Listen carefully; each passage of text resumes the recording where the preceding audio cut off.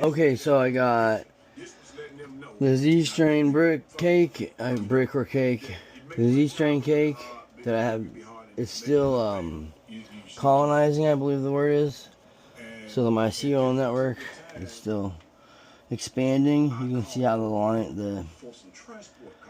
there was a cocoa coir layer of my rice. What is that? Of my Uncle Ben's rice. You know, I did it like a lasagna this time. Sometimes I'll mix it up. Sometimes I do a lasagna. This was lasagna, as in like, a layer of substrate, a layer of my growing medium, layer of substrate, rice substrate, right? Yeah, in layers. I think I did only like 6 layers total with 3 of each. 3 substrates and 3 rice layers. Anyways, if you take it, I don't know how well you can see this. Oh, so this is already fruit. Wait. Yeah, this is already fruiting, so that's awesome that I have these on video.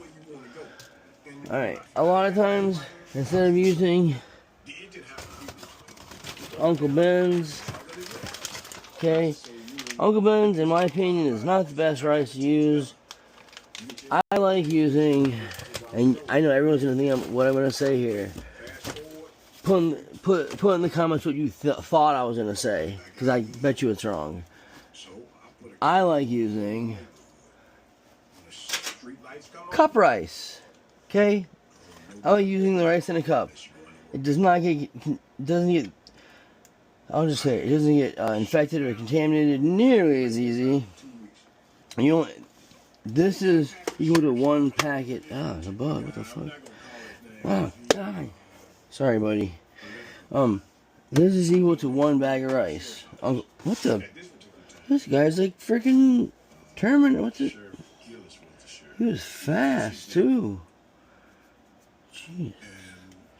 Anyway, 2 cups of rice equal 1 bag of rice. So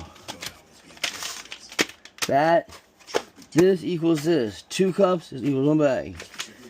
So easy to do rice math or whatever, grain math. As you can see, I have 2 cups of rice, 1 Uncle Ben's bag, because the other 3 got contaminated. Okay? The cup rices did not. No, I don't want to jinx it, but I've never had a cup rice get contaminated. I've had a bunch of Uncle Ben's